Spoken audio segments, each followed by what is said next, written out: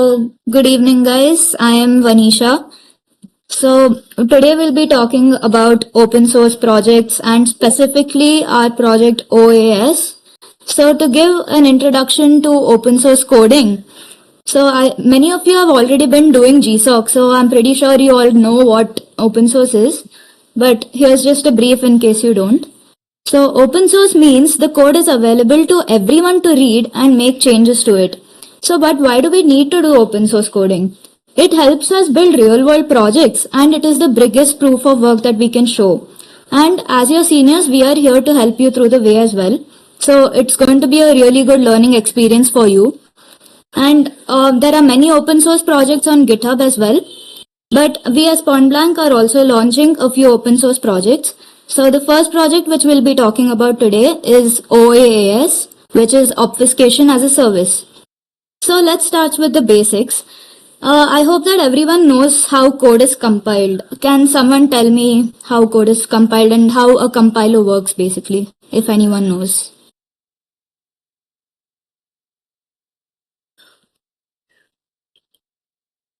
Any of the juniors?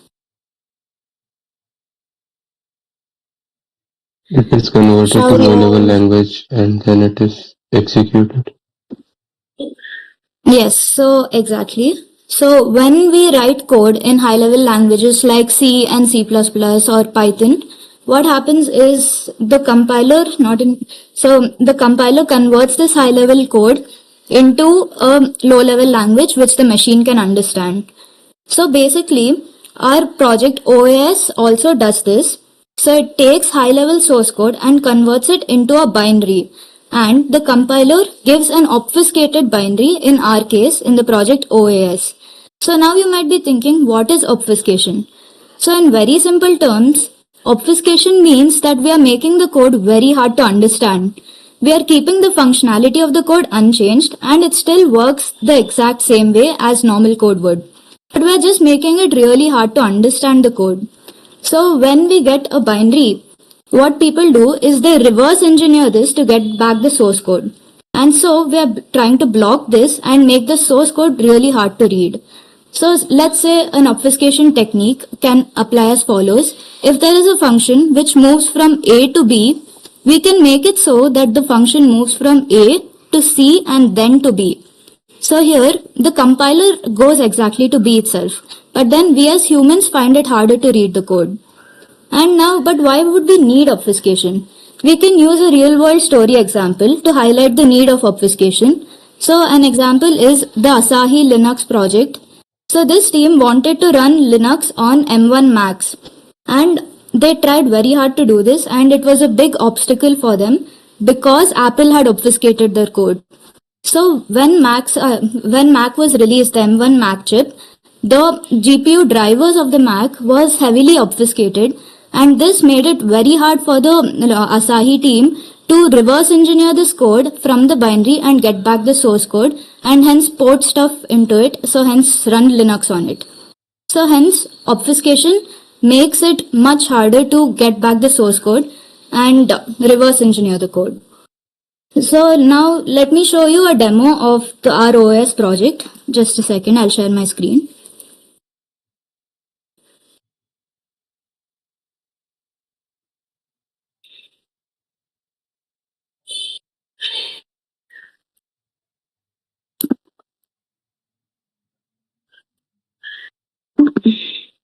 Is my screen visible? Yes. Okay. So as we can see, this is the link of our website, oas.pointblank.club. And here we have many options to upload our files. So we can either upload it as a file and select a folder, or we can paste code here, or we can also integrate our GitHub accounts into this and choose a whole GitHub repository to obfuscate at once. So right now we can choose a demo program such as Hello World. And we also have a few quick presets here so that we don't need to select the obfuscation by ourselves. So we have a few different presets and then here down we can customize our selections And our solution of OS has a few different layers which we have implemented. Deval will be explaining this in the next part. So basically we have layer 1, layer 2, layer 2.5 and all of those. So we can select a few layers right now.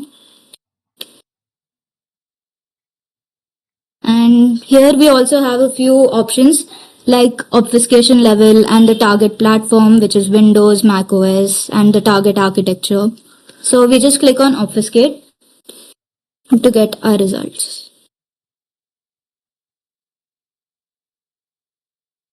It might take a while. So how about they will start explaining his part of the architecture of the project. Hello guys, I am Deval. So you saw multiple layers here. Now I will explain you how different layer works so that it will be easier for you to actually go and work on the project and contribute to open source. Now let me share my screen. Is it visible? Hello. Can you Yes, confirm? yeah. Okay, so you can see architecture diagram. This is the architecture diagram of our platform OS. So you can see you saw multiple layers in the website. Now let's start with the MLIR pipeline. So like there are different level of obfuscation we are doing at different level of compilation. So this is much I can say a higher level obfuscation where we do symbol obfuscation, which is, for example, if there is a function name and variable name, so we can replace them with the cryptographic hashes. So, for example, in a code, if you declare it as a variable name, or if you declare a function name as, for example, matrix multiplication, so it will replace that with a cryptographic hashes so you can see the exact function name and get the source code. Then we have address level application where addresses are modified using XOR operations, so which will make control flow tracking much harder. Then we also have a string encryption where we also have a string encryption where we encrypt all the string electrons at MLIR level. So the strings will never be appeared in plain text in the final binary. Now then we move down to LLVMIR. If I tell you basics about what LLVMIR is, not depending on the source code, whether you are writing C, C++, C sharp, everything will convert into LLVMIR. LLVMIR is common for these things. Then after which we can apply LLVM passes, which is backend. You saw all these before LLVMIR. This is called compiler frontend. I'm not going deeper into compiler theory, but this is basic. Then in the obfuscation pipeline, we have first indirect call obfuscation. So like normally one function directly calls another function, which so like for example function A is calling function B. So what we are doing is instead of function A calling directly function B, we are function A is calling some other pointer which might call other function and which might call other function then that calls the B function B. So instead of function A to B, we are doing that function A to C, C to D, then B. So it will make the control flow graph very tough, and it is very tough for a human to manually go and check the control flow of the code. Now then we are applying maximum optimization. It is a LFD path which is 4.3. I will explain you the path manager the concept in a while. So the path manager which is very important part of our pipeline.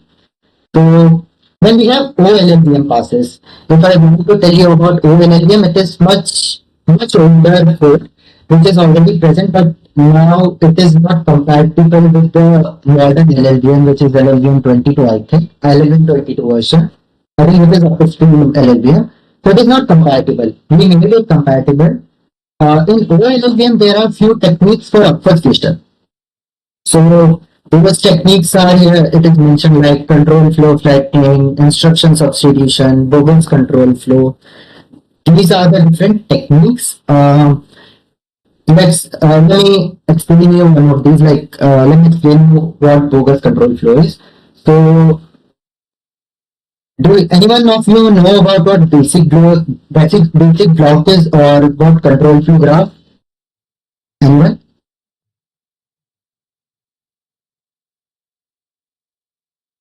No worries, I will explain. So, okay, this is an official LLVM doc. Now, this is a control flow graph where here you can see there are few instructions, which is if condition. Now, if it is true, then we execute this part. If it is false, then we execute this part, and both of them then move to this block.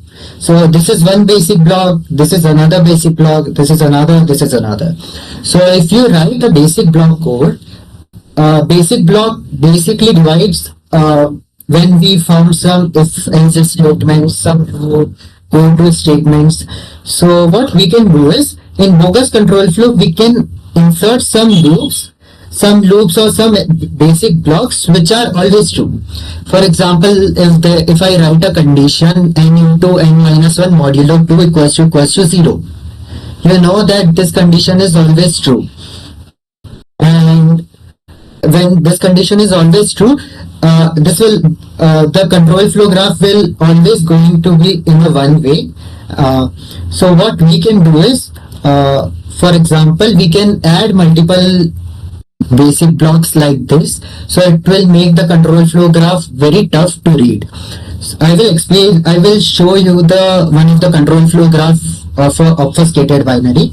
This is one of the control flow graph of our obfuscated binary. Now you can clearly see the difference between these two. This is very easy to read.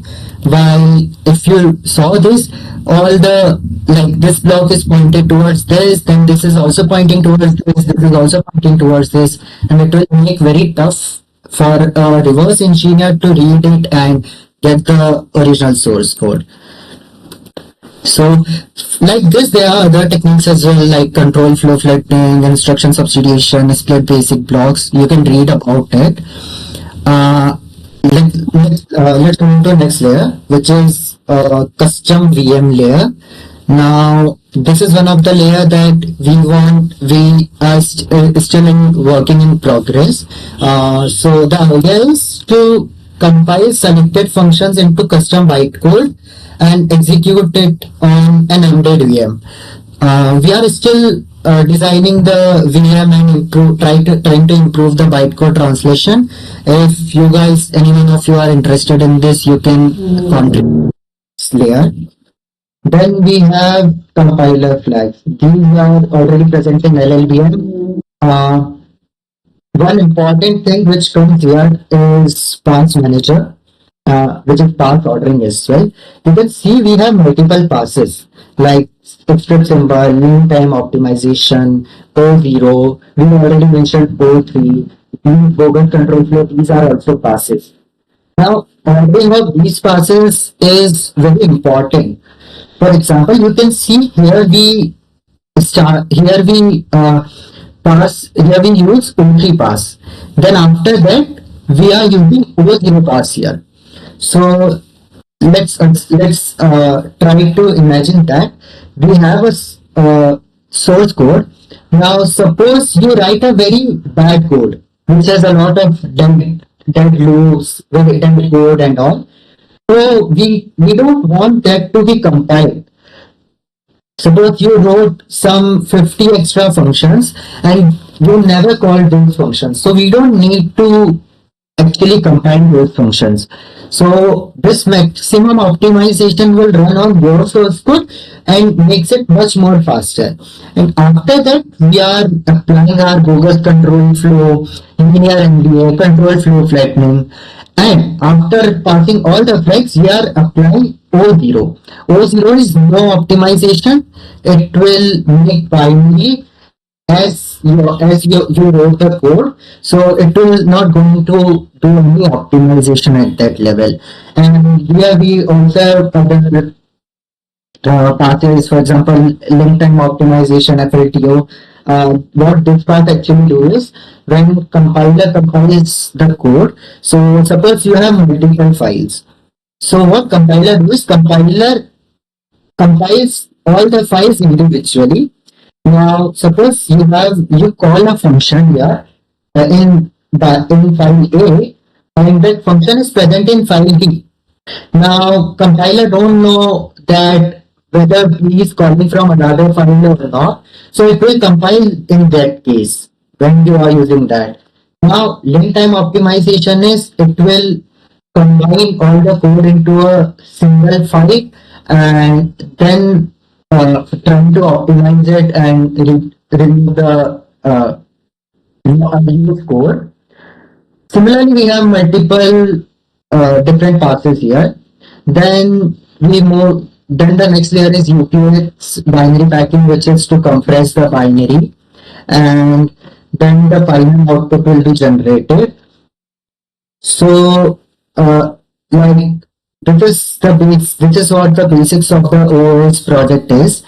Now OS is fully open source, and we actively want contributors. So you can contribute in multiple areas. For example, in OLLVM passes, the older OLLVM is not compatible with C++. And I personally spent a lot of time make it compatible with C++, and but it's still we have an issue in that control flow planning doesn't work with C++ still. So if you want, you can try to make it compatible. It is much lower will work. Then I can show in the website. Wait.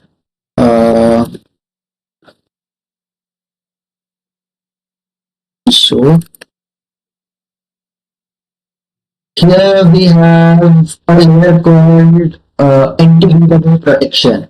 So if this is also not that much good for now, and if you want, you can make it much more stronger and extend the anti-debugger layer so that the obfuscation will increase more.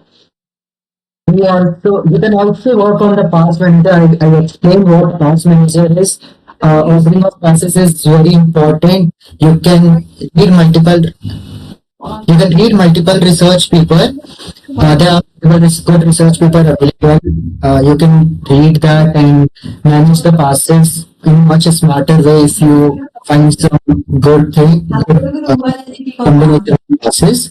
Now, also, I already mentioned you can work on the custom game layer. Vanessa, if you want to mention few issues. Yeah. Yeah. 1 second, I'll just share my screen. Okay. Is it visible? Yes, Anisha, it is visible. Okay. So as you can see, the output is ready as well. So we have different metrics here which shows how many symbols have been reduced and the function count which has been reduced and different parameters similar to that. And we also have an obfuscation score here. And here we have also added a section where decompilers will show the results of if they were able to decompile our code back to the source code or not, and show a CFG flat chart here. So you can take a look at all of this. And we have different charts and reports showing the same.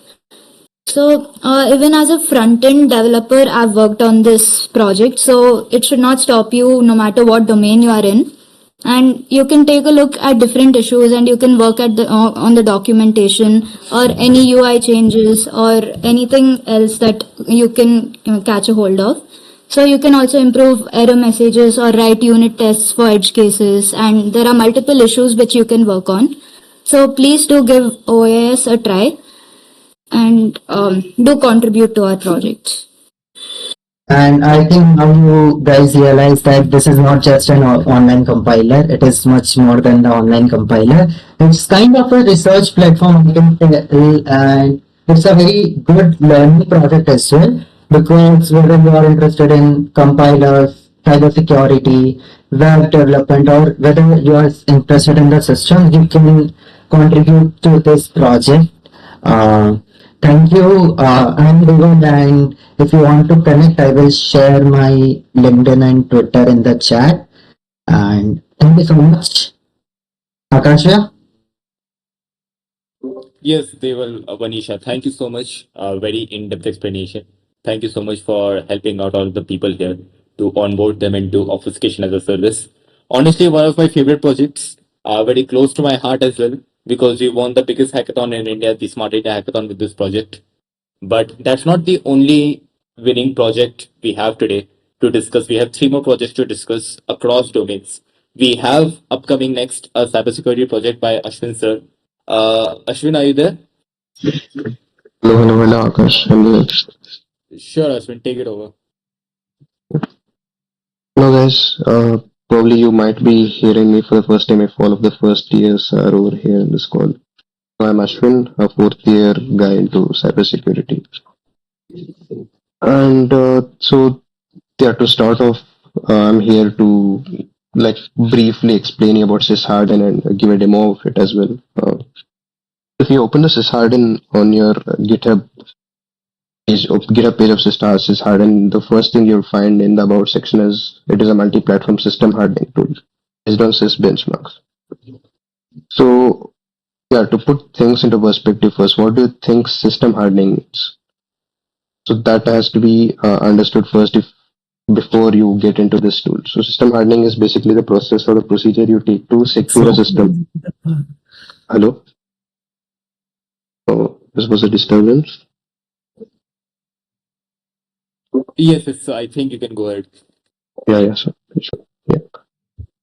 Yeah, so coming back, so system hardening typically means securing your system and reducing any sort of attack surface or attack vectors that malicious adversaries can exploit out of your system's configurations. Your system must inherently be secure first if you are working in an enterprise system. So that is your first priority to do. And what do you mean by SIS benchmark? So SIS stands for Center for Internet Security. So that is a non-profit organization that publishes these yearly benchmarks across systems and tools as well. So they publish benchmarks for different distributions within Linux, Windows servers, Windows hosts, even tools like Kubernetes and cloud service providers as well. They define their own threshold and benchmarks as to what they define as secure. And why they are important is because it takes in consideration and consideration from all of the stakeholders like system admins and security professionals, etc. So this is like the standard every organization follows if they don't have their own benchmarks for system hardening. So they would inherently follow this benchmarks there because they're also compliant with all of your compliances such as ISO 27001, etc. And wait, I'll just present you the page as well.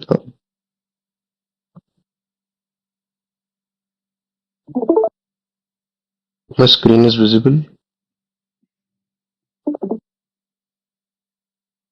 You can see my screen. Yeah, bro, it's visible. Yep. Um, so this is what I was explaining to you, the first thing that you would find on the page. Yeah. So coming back to Sysharden, as I said, is a tool that is used to harden your systems. It is a tool that is based on Sys benchmarks. The Sys benchmarks are the rules that Sysharden tries against and remediates the system against. And one statutory warning that I would like to give is this is a security tool that will severely change your system configuration. It needs sudo access and it will directly, I mean, change your security configurations on your system. So don't try to directly use this on your base system. Try to use it on a VM. And please review any sort of rules before you apply them because it is not a production level tool yet. So coming back to the features of this tool, it primarily has 5 features that are listed here. It checks against the rules that are same here. I'll come back to the rules. I'll just skim through one of the rule to explain the format. So it checks against the rules that are defined. It applies remediations to fix issues if they are reported. It makes reports as well, so that you have audit ready compliance reports as well to show that this is the rules that you have tested against. These are the rules that are passing and failing, etc. And the most important part is rolling back. So when your system and when you're trying to system harden any sort of operating system or any application, you're treading on a very fine lines since it directly interferes with your base system. So I mean, to take an example of a system, I'll probably explain it with an example over here. So this rules is where all of the rules are stored. Yeah, so for example, let's say there is, I'll take this rule which says audit D must be installed. So if you're familiar with it, audit D is basically the logging service in Ubuntu that stores all of your security related events such as file creation, adding another user, etc., running a binary.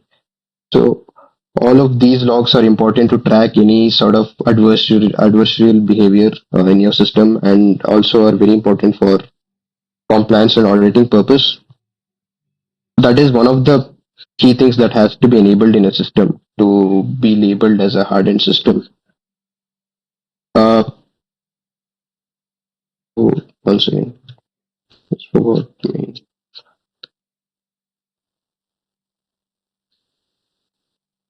So when you basically apply this particular rule, it goes on and installs audit D service, and if you're aware of it, audit D stores your logs in var/log/audit, right? So imagine a situation where you have very less disk space on your base system, and you enable this rule, and your system runs out of space.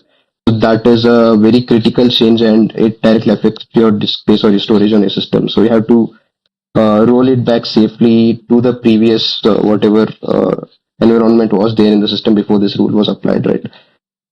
That we have the rollback over here. So this is like the key component of this. It has safe backups of whatever rules are applied and rolls them back to the previous state safely, so that any sort of destructive changes are safely rolled back.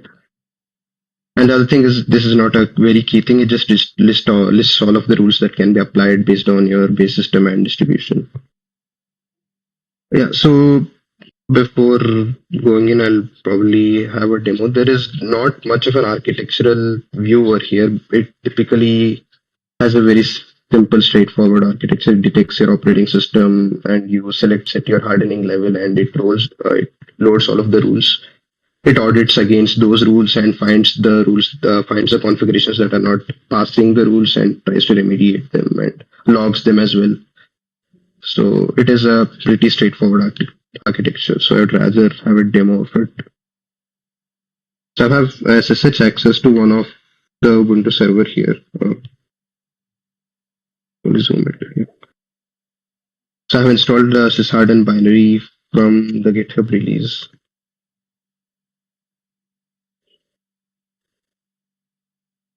And to show the commands that are here. So these are the 5 commands that I was explaining to you just a while ago. So let's just first test against, let's just try to load all of the rules that can be applied based on this distribution. So these are the list of rules that we have defined so far. They stretch across various categories from file system to network configurations to SSH configs, file permissions, etc. So they're like a list of rules. There are a lot more rules to be added, but these were the rules that you can obviously contribute and add a lot more rules, but these were the rules that we defined initially. Let's try and test our system to check how secure it is. Yeah, check. Let's test once again. So when you're trying this tool, you always need to ensure that it has your super user access, because it works with the services that need higher privileges. Yeah, as you can see over here, these are the list of rules that are failing. These are the configurations that are non-compliant, and you can see why they are not compliant. For example, as I was saying, the audit service, it says not installed, but it is expected to be enabled. So yeah, so let's try and enable this particular rule. Apply, and if you're confused with anything, you can just call the help thing. I'm using it after a long time, so I'm just saying what is the flag rule.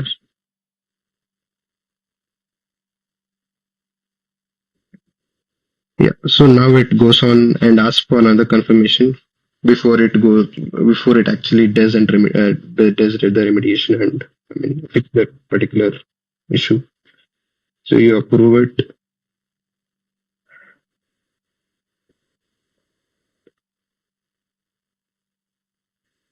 It takes some time, probably, since it has to install the audit service and start the service as well.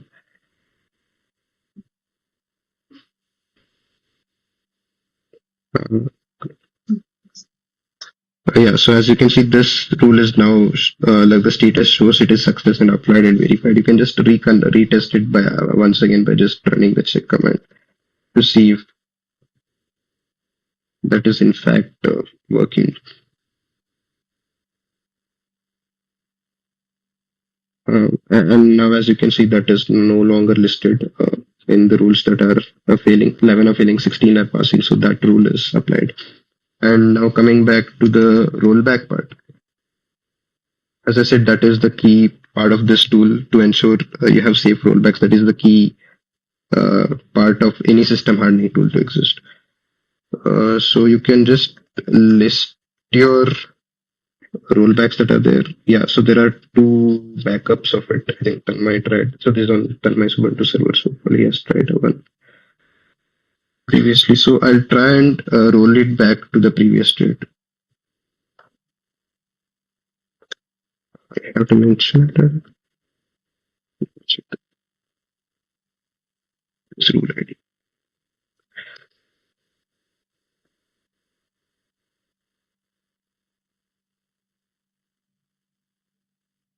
And since there are multiple backups, you can just choose one. I choose the first one. And it says it is successfully rolled back. You can again reconfirm it by running the check command.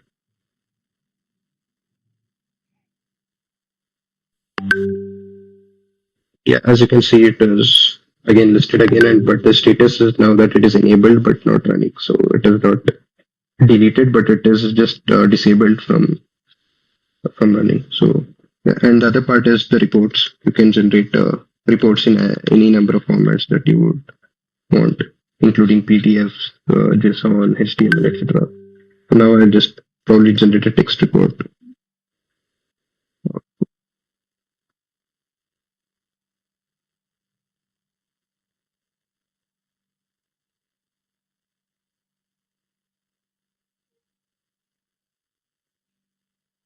As you can see, it gives you a detailed report on the rules that it was tested against, the rules that are passing, the rules that are failing, and why they are failing, etc.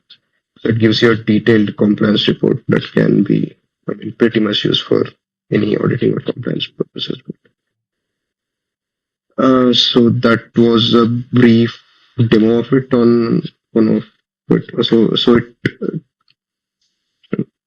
So it supports both Linux and Windows. For now, Linux, it supports these distributions that are listed, and Windows as well, with the number of rules that were here. But I don't have access to Windows machine to show a demo of it right now. Yeah, so yeah, I'll just skim through one of the how a rule is typically defined over here. Let's take this itself for something else. Yeah, something like, yeah, so empty passwords must be disabled in SSH. That is like a critical thing that must be implemented, right? So it typically is divided into different blocks. The metadata has all of your data that you need to describe this particular rule, like which particular benchmark does it follow, which distros does it apply to, which versions does it support. And then you have the rule ID over here. the category that it falls under. It is SSH configuration. And then you have the human level info like sys reference, etc. And then you have the hardening levels. So we have three sort of hardening levels here. I didn't show that in the demo, but we have basic, moderate, and strict that changes rule by rule. For example, if you are implementing something related to password policies, basic might be 8 characters, moderate might be 12, strict might be 16. But for some rules, it will be deterministic. It will either be a yes or a no. And for ensure SSH empty password disable, it has to be a no in every single level. So empty passwords must be disabled even if you're trying to apply the basic hardening as well. And so the three basic blocks are over here. The check command basically runs the configuration, tests the configuration. If it is compliant with the rule, it just checks if permit empty passwords is enabled or not. And then remediation basically has your bash command to fix that issue. And then you have the rollback. It basically has the backup directory and the timestamp associated with that backup, and the restore command that must be listed. So you must ensure that all of these are in place, and you must test out a rule thoroughly before if you're trying to contribute a rule over here. And other sections include logging and reporting as well, and some additional notes and tags that are helpful if you're trying to group different rules together.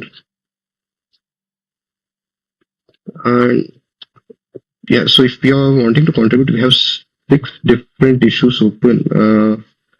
We have a couple of good first issues, more issues coming. There is a discussion open as well. I think Samarth was the one who had opened it.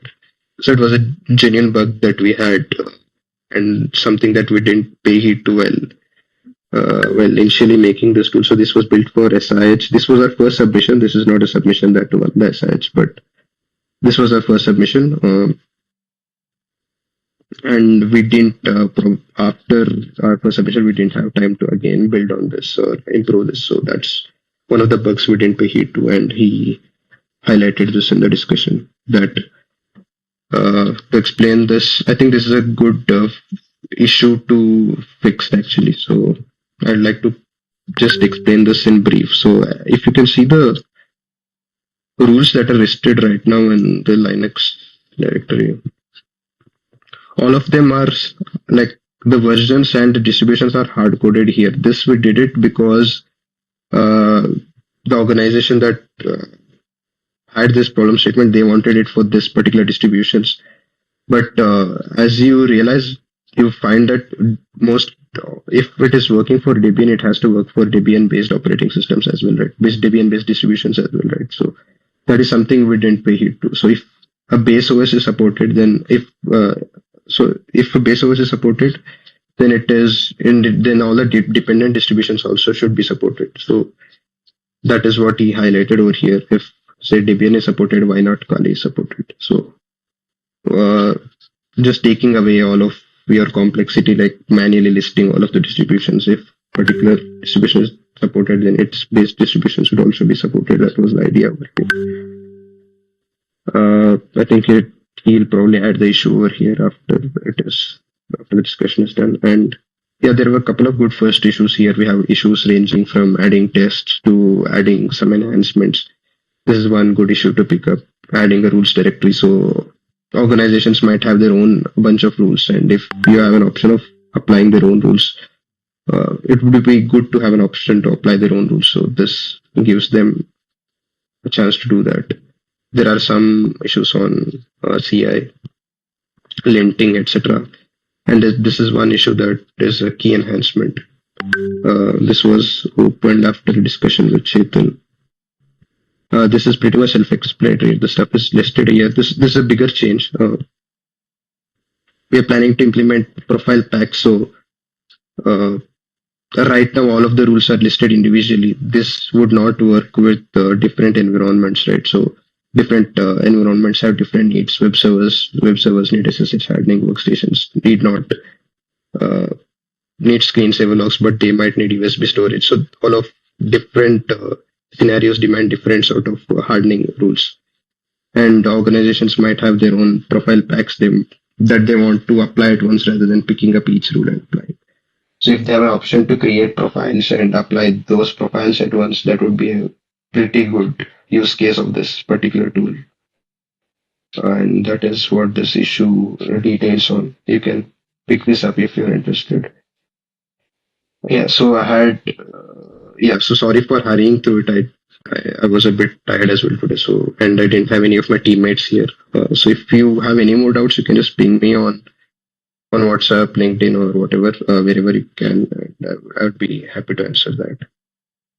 And yeah, so there'll be lot more issues coming up, and you can pick up the issues that are present over here. You can pick up the good first issues and pick up the enhancement as well if you're confident enough. Yeah, hope I was clear with it. That was pretty much. Yes, thank you so much, Ashwin. For those people who are not part of Point Blank and are present in this call, Ashwin is a software engineer at Visa and he's earning big bucks. So if you contribute to his project, he might give you a referral. That is not something that Ashwin said, nor do we guarantee it. Anyways, moving on, we have the Thank next you. project. Yes. We have the next project from Kamini and Bhumi. So I think Kamini can go first. Yeah, Kamini. Yes, so hello everyone. I'll be presenting H2 today. So H2 is basically a DSL for helping AI models run on resource constrained edge devices. So what is the problem? So for example, you train a massive AI model in Python and it runs great on your laptop. But now if you try to put that same model on a tiny Raspberry Pi, it will be too slow. It will crash because, or it will eat all the battery. So Python is like too heavy for these small devices. So this is where HFlow comes in. It's a custom language DSL that takes this AI logic and turns it into lightning fast, optimized C++ code or any other instance code for Linux runtime, etc. that will run on the smaller Raspberry Pis as well. So how does the workflow go? So these following things happen in sequence. First is you'll have a .ef file.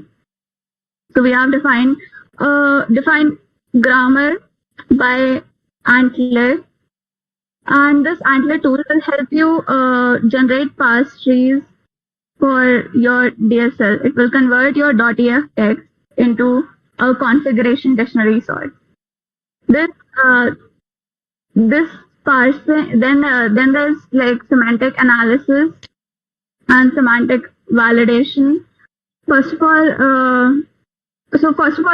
what this parser does is it will break your .ef file into tokens, keywords, identifiers, values. It will generate a parse tree according to the grammar. Then there will be semantic extraction. So it will walk the parse tree and extract key value pairs. There will be type conversions, and then there will be the next part in the sequence, which will be IR construction. It will build the intermediate representation when the configuration makes sense. Then there will be optimization. So there will be some transformation passes applied here in this process, like quantization, pruning, fusion.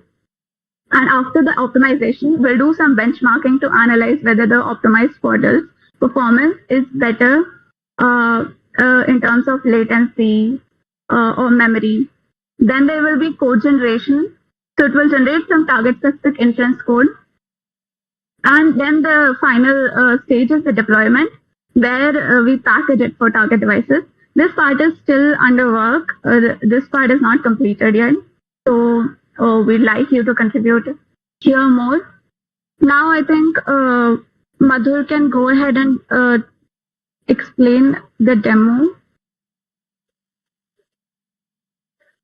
Hello guys, my name is Madhur and I am also one of the people who worked on this project. I am going to show you how the project works. So first you write a EF file which contains the model, the path of the model, the output and the quantizations you want, the target device, the optimizations, if you want fusion, pruning sparsity, memory limits. After taking this, what you are going to do is run this. So the compiler takes this config file and starts to optimize based on the config file we provided it. It is taking a bit of time optimizing it. I will tell about the generated inference code. So after it optimizes, it gives an inference code which later can be used by just a second. Yes, deploy to Pi, the Raspberry Pi. It will take the model, optimized model, the inference, and it is going to SCP and SSH into the Raspberry Pi and run the model, all the test cases which are required for the model to run safely or to test if it's working properly. As we can see here, the optimization was successful and it created a model here. Yes. And if I have to show you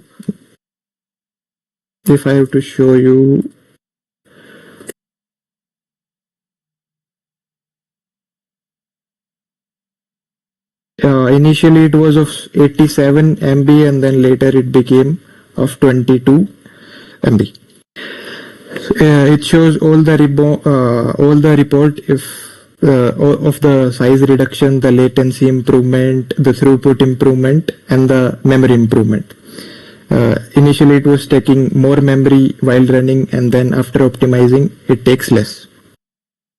And the inference code is generated, which is then taken by the deploy to Pi file, and it is going to deploy on the Raspberry Pi. Also, if you want to, also it does some error handling as well initially. If you like type, instead of like pruning sparsity takes from 0 to 1, but if you type 2 and try to run it on dry run, if it's passing or not.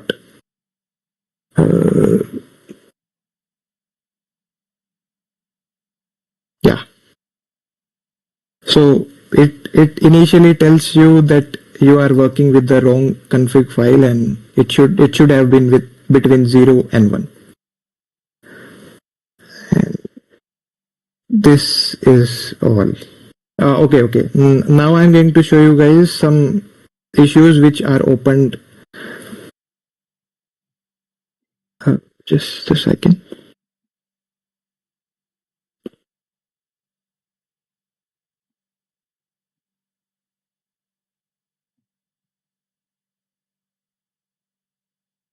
Where is it? Yeah. So some of the issues which are mentioned here are so currently the only model it takes is of H5 for Keras. So you can implement the ONX to TensorFlow conversion, or while doing a feature for PyTorch quantization, we did some hard coded inputs shapes. You can fix that as well. Some person came and asked me about it as well. So you can feel free to contribute to the project, and you can ping me. I will put my LinkedIn and my number if you want to contact me and ask me regarding this project. I'll be more than happy to help you with it. Any changes or contribution regarding README, or if you work, it also has DevOps tech stack, front end, back end, compilers. Any kind of contribution is helpful. And thank you.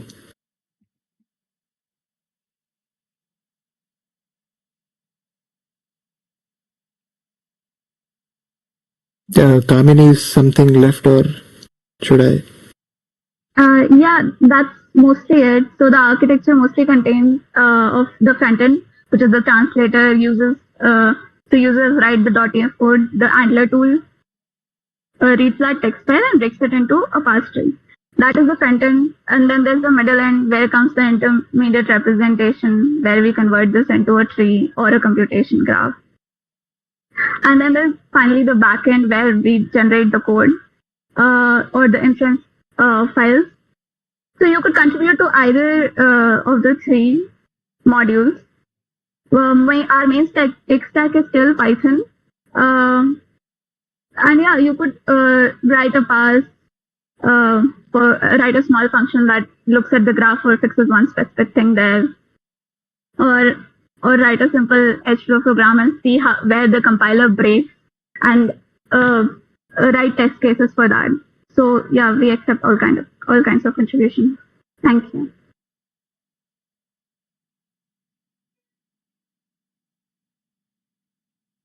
I think that's it. Am I audible? Yes, Bhumi, you're audible. Thank you, Kamini. Thank you, Madhur. Yeah. Please go ahead. Yeah, so that was for HFlow. And then now we have Vestigo, which is another project. So currently me and Kamini will be going to explain it. So Vestigo is our SIH winning project for 2025. And main problem statement that Vestigo tackles is AI/ML based identification of cryptographic primitives that is present in firmware binaries, primitives as well as protocols. So what that means is, so whenever an embedded devices, which can be anything, a smartwatch, an IoT device, router, cameras, anything, and which use a different type of or diverse architectures like as ARM, MIPS, RISC, all these are there, and this firmware often have a proper cryptographic implementation in that, like as AES, Chacha, or RSA, or it can have a kind of proprietary algorithm implemented. So our task was to detect such kind of algorithms and the traces of that, whichever present in the binaries, and the binaries can be stripped. That means the symbol tables are not present in that, and it can be obfuscated as well. So that was the main issue that makes it really tough to reverse engineer the whole process manually. So the whole project revolves around reverse engineering and automating the reverse engineering process. So what we currently have in the market is the traditional methods, that is like using the grep and the Yara based classification, and then whole lot of reverse engineering process that takes a lot of time. So we automated the whole process, and our end goal was to give us our end goal was to tell us the encryption which is involved in the firmware binaries, or what kind of protocols are involved in encryption can be drawn for the firmware binaries that can later be used to detect the malware or any kind of analysis, whatever the NTRO people have to perform. So, Vestigo is the project, and who is he? No case is bad. है कौन? Normal question है, senior है क्या कोई?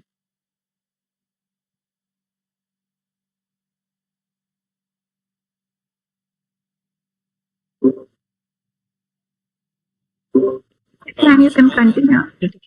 Yeah, you continue, Bhumi. Correct. So the solution is Vestigo, and we have in Vestigo is a hybrid approach, a static approach, and a dynamic approach. What means by static and dynamic is, so we go by two ways parallelly for analyzing a file. So there is a static approach that uses Ghidra and graph neural networks to actually predict the kind of cryptographic primitives present in the firmware binaries, and the other one is dynamic. So first I'll tell you about the tech stack, and then I'll tell you how the whole workflow works. So the tech stack is mainly for the firmware extraction. So whenever a file is given to us, it can be either a raw binary file, or it can either be a raw binary file, or just a second. A path binary. It could be a stripped binary. It could be a obfuscated binary.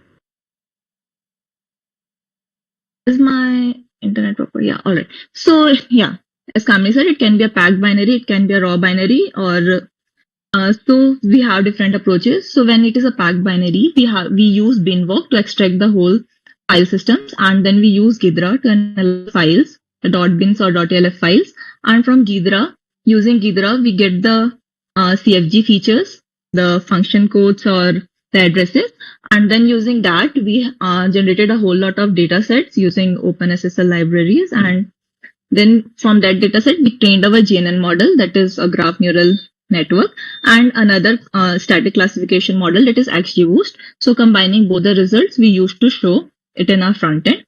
The other row goes to the dynamic analysis, that is a Keeling. So Keeling we have used mainly because of its granular nature. We have compared it from different like chemo and all, and then the binary emulation was there for Keeling. And the backend is mainly on Python and Fast API. The front end is React, and that is about the tech stack. So the process works like whenever a user comes up, they upload a raw binary or a packed binary, whatever, then the binwalk extracts the whole file system. And we check for the bootloader as well. We get all the metadata, whatever is present, including the architecture and all, whatever is detected. And then the Ghidra disassembles the binary files and generates a CFG out of it. CFG means control flow graph that has whole of the addresses and shows that how all the functions are related to each other in the binary, along with opcodes and whatever feature are present in the binary, opcodes, n counts, and s counts are there. So different features are there. So we extracted a total of 40 features from this control flow graph that is used to train the GNN model. And entropy and all are there, which are very useful for detection of cryptographic primitives, like which kind of cryptographic encryption is there. And yeah, the other part is the dynamic analysis one. So whenever a file is obfuscated, it cannot be directly extracted from Ghidra because it is basically jumbled. So we use Keeling for that. Keeling is like runtime analysis of the file. So we emulate the file and then we analyze it in the runtime, and we got all the S traces from the dynamic analysis, and then analyzing the S traces help us to understand and further, and we can get the protocols, handshakes, whatever from those files. And yeah, that's all about how the whole process works. Some more thing about the process is like we do tackle the stripped binaries as well. So as I mentioned earlier, those files which do not have symbol tables. By symbol tables not present, I mean like the functions names are not present and no function addresses are present. So we like if we have a function name saying AES encrypt already, so it can simply say that the file is particularly AES encrypted or any kind of variant of AES encrypted.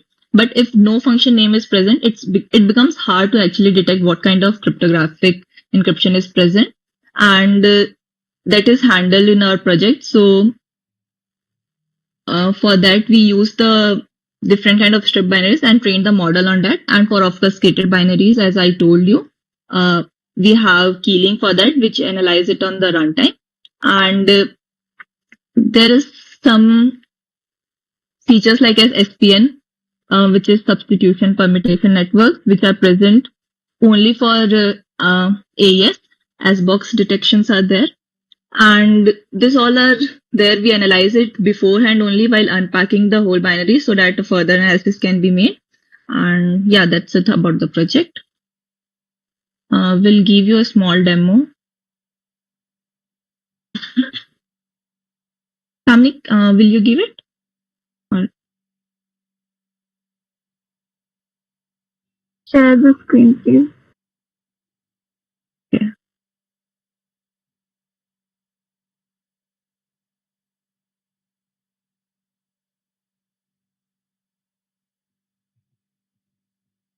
is it visible?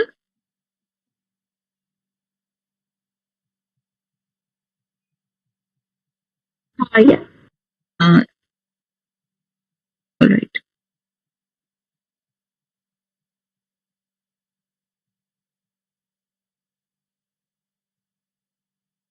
So should I go ahead?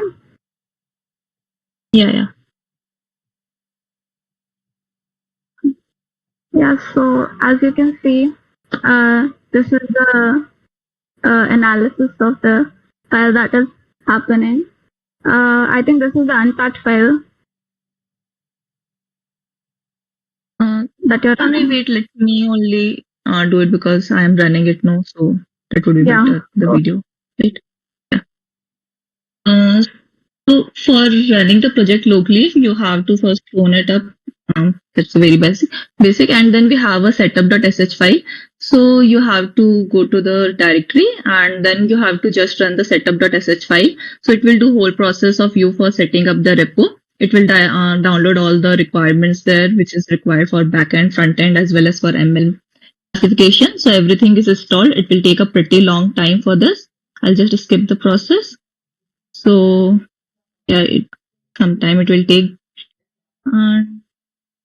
Yeah, so after running the setup.sh, you have another file, activate.sh. So the virtual environment which is being created, it will be activated by activate setup.sh. Then still it's downloading it.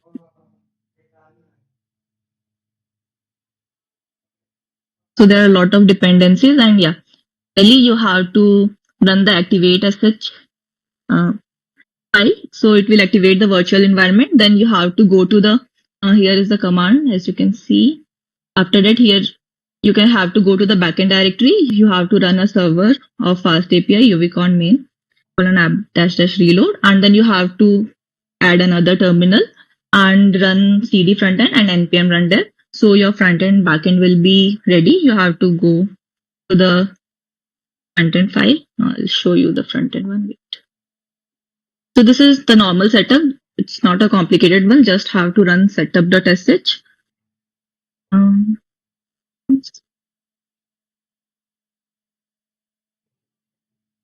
yeah, this is visible.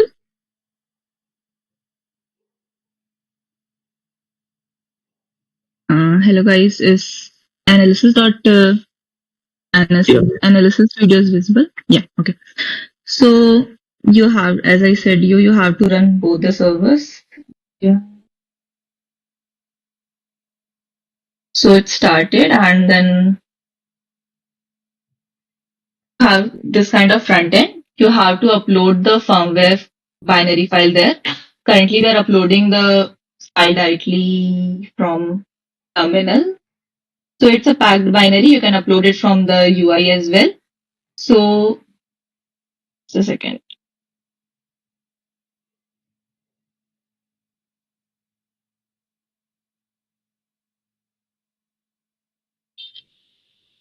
So there in the front end, you can see all the analysis once it will be done.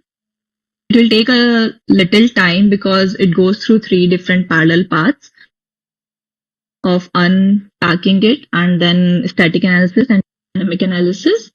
So this is the whole result that you are getting in the JSON format.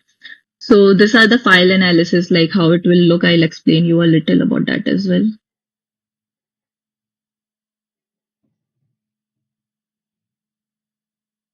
So see, like this is the what we have detected from the Ghidra analysis, that AES S box is present as 1 and RSA region detected as 1. So that shows that RSA is significantly present there as well as AES. So file can have multiple encryptions as well.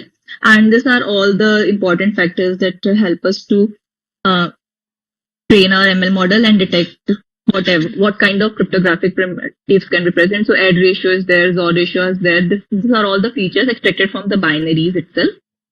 And yeah, so we do give the probability as well of different algorithms. And that's it, how the whole project works. I don't think in video it's recorded for the front end part. But yeah, you can see all these details in the front end as well. That's it. Kamini, you continue.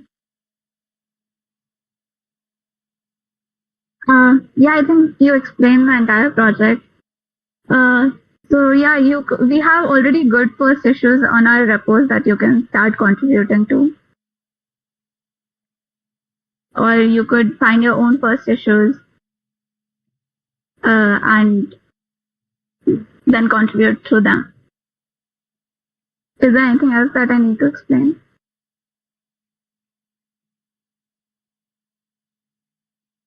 Bhumi. Yeah. I think the code base is also pretty simple only. Are you able to see my screen for the code base? 1 second. No, wait, I'll share my window. I think now you will be able to see it, right? There's not much to explain in code base as well. It's pretty simple. We do have some issues related to cleanup and all as well. So yeah, they are pretty good first issues. And the front end part carries all the things about React, the front end folder. The backend is about it has whole of the pipelines from extraction to analysis. All this is the ML folder for training the models and all. Ghidra scripts was for the pipeline things, for the extraction of features from the firmware binaries. And in readme.md, everything is mentioned how you have to set up the workflow. As I show you, it's pretty simple. Just you have to run one file and mostly it's done. So that's all. By the way, that is for Linux. Like it will create some problems in Windows. It won't work that perfectly. So yeah, Linux OS is preferred. And yeah, if I'll go through the issues, these are mostly related to the small issues are there, like some button is not working in front end, and then we do have some enhancement issues as well, but that would be better if you would pick up at a later stage. And yeah, so there are multiple instances of code duplication, backup files in repositories. So it's a basic cleanup. Some documentation are there. So yeah, you can look up into we already have some few PRs from outside of PB people as well. So yeah, if they are able to contribute, you guys can also definitely contribute it in it. Yeah, that's it. I think that's it for Vestigo.